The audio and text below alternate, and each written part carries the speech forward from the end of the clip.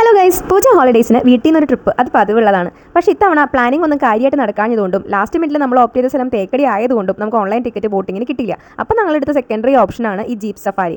This was one of the best experience എന്ന് തന്നെ പറയണം കേട്ടോ. എൻ്റെ ഫസ്റ്റ് ഓഫ് റോഡ് എക്സ്പീരിയൻസ് ആയിരുന്നു. എൻ്റെ പൊന്നെ ഒന്നും പറയാനില്ല. ആൻഡ് കുറച്ച് അഡ്വഞ്ചേഴ്സ് ഒക്കെ ഇഷ്ടമുള്ള ആൾക്കാരാണെങ്കിൽ ഉറപ്പായിട്ട് നിങ്ങൾക്ക് ഇത് ഇഷ്ടപ്പെടും.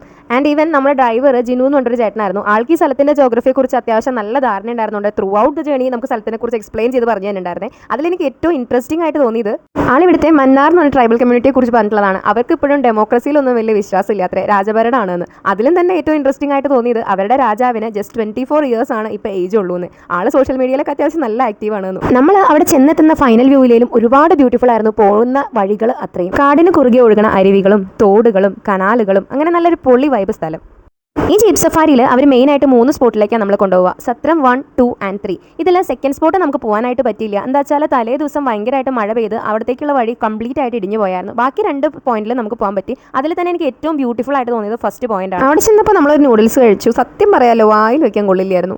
ഇപ്പോൾ ചിലർ പറയും ഈ കാണുന്നത് കുന്നും മലയും തന്നെ അല്ലേന്ന്. പക്ഷെ അത് അങ്ങനെയല്ല കേട്ടോ. നമ്മൾ കാണുന്നവരുടെ കണ്ണിലാണ് സ്ഥലത്തിൻ്റെ ഭംഗി ഉണ്ടാവുക അല്ലേ. സത്രം 3 നമുക്ക് ഇതുപോലെ എയർ സ്ട്രിപ്സ് കാണാൻ പറ്റും കേട്ടോ. എമർജൻസി ഫ്ലൈറ്റ് ലാൻഡിങ്ങിനും ട്രെയിനിങ്ങിനൊക്കെ വേണ്ടിയിട്ടാണ് ഇവിടെ യൂസ് ചെയ്യണമെന്ന് പറയണേ. എനിവേ ഇൻ ടോട്ടൽ ഇതൊരു നല്ല എക്സ്പീരിയൻസ് ആയിരുന്നു കേട്ടോ. വന്ന വഴിക്ക് നമുക്ക് നമ്മുടെ ഡ്രൈവറായിട്ടും പറഞ്ഞ പോലെ ഒരു കലമാനയൊക്കെ സ്പോട്ട് ചെയ്യാൻ പറ്റി. ആനയൊക്കെ പോണ വഴിയാന്ന് പറയുന്നു. ജീപ്പ് സഫാരിക്ക് 2500 രൂപയാണ് വന്നത് 10 പേർക്ക് കേട്ടോ. ട്രൈ ചെയ്ത് നോക്ക്, നിങ്ങൾക്കും ഇഷ്ടമാവും.